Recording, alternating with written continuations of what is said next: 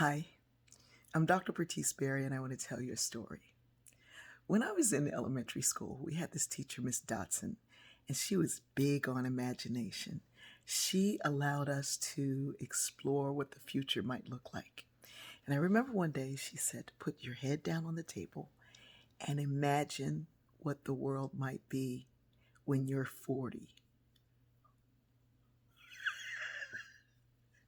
We heard 40 and we were like, that's old. I'm going to be old. So she told us to stop and think about it, think a little bit further, and what would the world be like when we were 40? At 40, people were still active, they were still moving around, they were doing many things.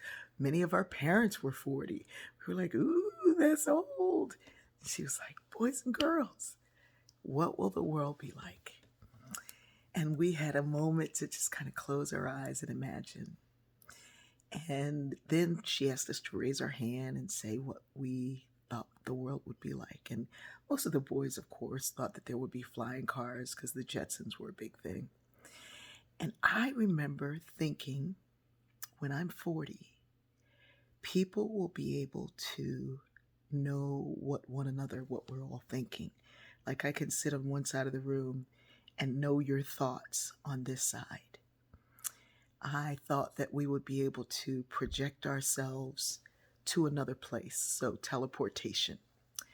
I figured we'd be able to um, um, talk to people in other parts of the world and see things that are going on in other parts of the world. And I remember her saying, wow, that is fantastic. And I was so excited about that vision.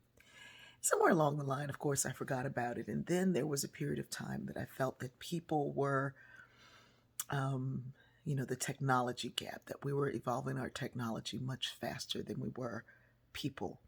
In fact, the gap between the invention of a piece of technology and the use is about 18 years. And that is actually the length of time that a supervisor stays in a place when they introduce the next technology. Anyway, um, one day I was kind of feeling like, well, it never happened. We didn't work on ourselves so that I could project a thought across the room. And we didn't work on ourselves so that we could teleport to any place else. And we didn't work on our spiritual or our mental self so that we'd have the capability to do those things. And then it occurred to me, when my daughter's upstairs, sometimes she'll send a text and she hasn't said a word, and I'm reading her thoughts. Sometimes I can go into Periscope or Zoom and be in another part of the world doing a presentation. Even though I'm sitting here in Georgia, I can be in Pakistan or Singapore. I'm teleporting myself.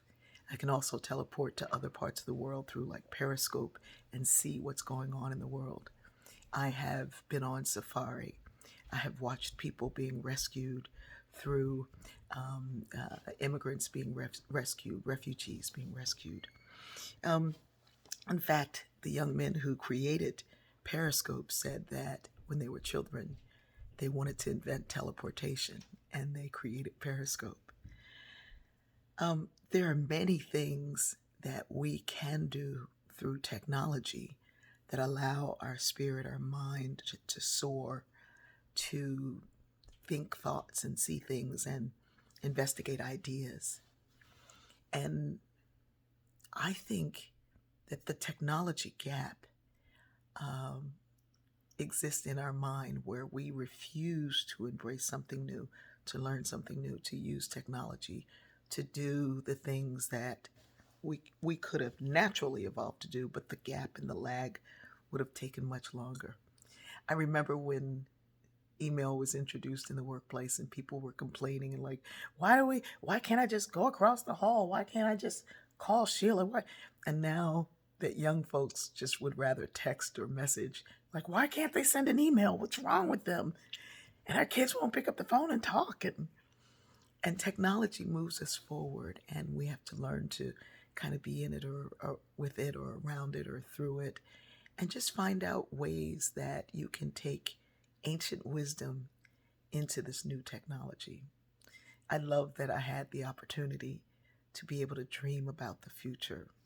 And I love the fact that I found out that 40 was not old. In fact, now I know how young 40 is, now that I sit at 60.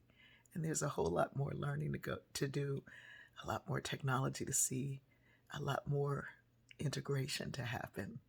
I love you.